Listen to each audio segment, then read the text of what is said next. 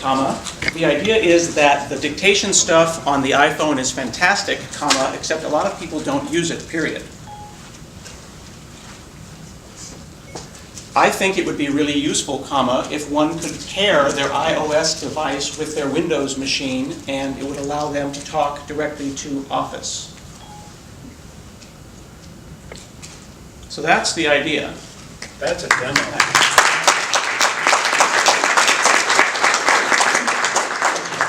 So what I can do is bring up something like a browser.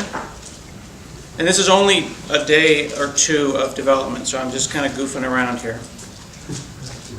If I go to try it, and I've got my iPhone app here, and I say add pairing, and this is the only known useful reason for a QR code. I don't think that it's a good idea to, I don't really think it's a good idea to use a QR code for pretty much anything else. And I did not want to use Bluetooth for this. I think that Bluetooth is kind of just unreliable for the kinds of stuff that I wanted to do with it. And basically what I can do is, here we go. I'm going to say add pairing on this here, brings up the camera, point it at the QR code, and then it pairs. And now I'm connected actually through WebSockets and through it. It does NAT traversal, it goes through networks, there's no need for VPN or anything like that. There's a service in the cloud. And I can basically just start dictating using the standard Siri dictation that we've got in an iPhone, period. One of the important things, comma, that you'll notice, comma, is that I'm using punctuation while I dictate, which gives you almost 100% quality, which is hashtag awesome.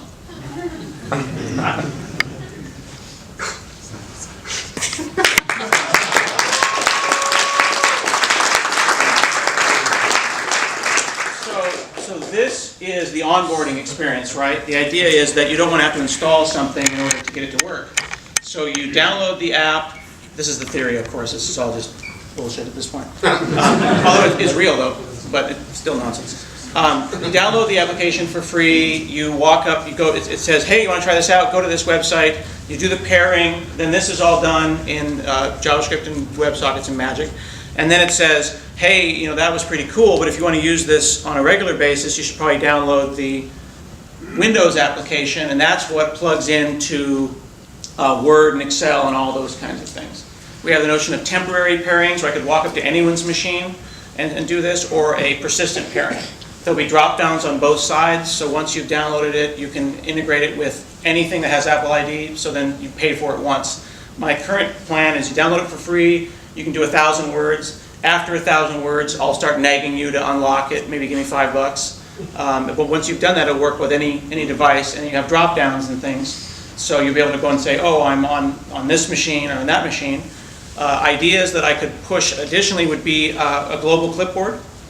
So right now I'm just using the dictation that's built into Siri. But I think it's one of those features that no one uses that we could teach people about. So I could onboard them, explain the dictation stuff. The homepage for this will be easy. I mean, I'll just have a YouTube video, and you won't see anything. It'll just be right over my shoulder. I'll say something, and it'll show up on the screen. And it'll be a Vine. It doesn't even need to be a long video. So low effort. One of the things that's worth pointing out, though, is that the application on the iPhone is written in C#, and using Xamarin tools. The website is written in C# using SignalR, which is like Socket.io for .NET. And this application is written in C#. So I'm not an iPhone developer. I'm not a Windows developer. I'm just a C# person, and C# let me do all of this. So there's really nothing but C# in the whole app, which is kind of cool. And that's my demo.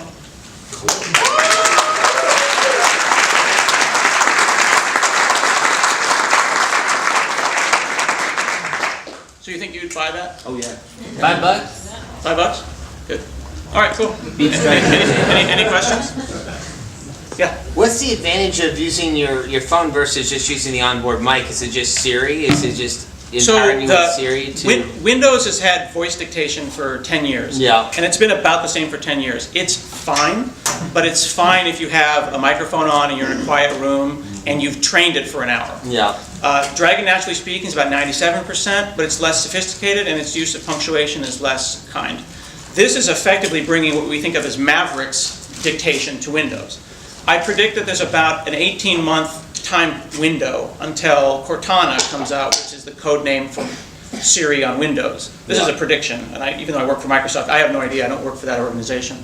But there's about a year and a half before someone's going to come out with something better. They'll build it into the OS, and it'll be over. Absolutely. So it's just Siri empowering you to do voice recognition, essentially? Yeah, I think I don't like saying it's just.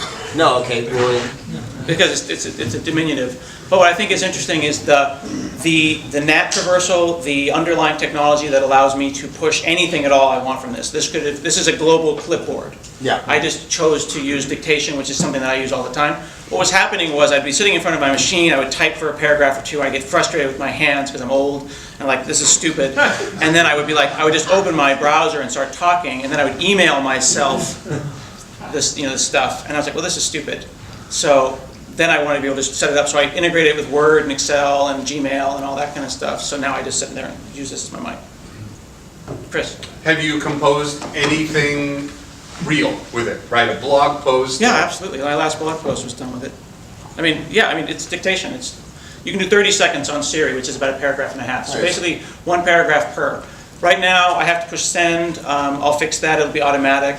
So it'll just time out and you just keep going.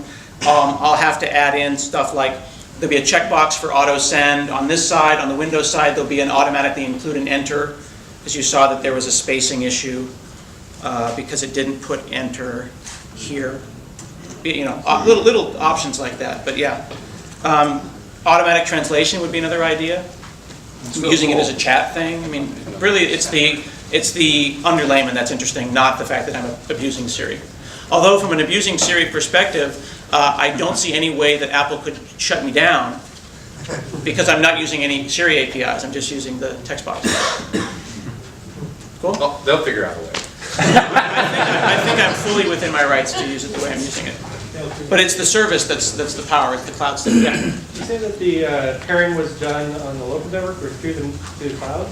So this is every time I hit pairing here, this is the secret. Every time I'm hitting that, it's changing. So there's a cryptographically significant GUID in there. See, look, I just trashed it. Real. It is real. Yeah. Look, code.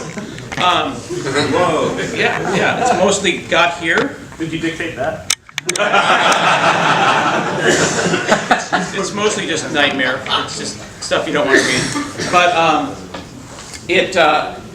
what was the question? Oh yeah. So I'm basically having a coordination GUID and some crypto inside of that, and then we both collaborate to a central location, and then that enables the connection.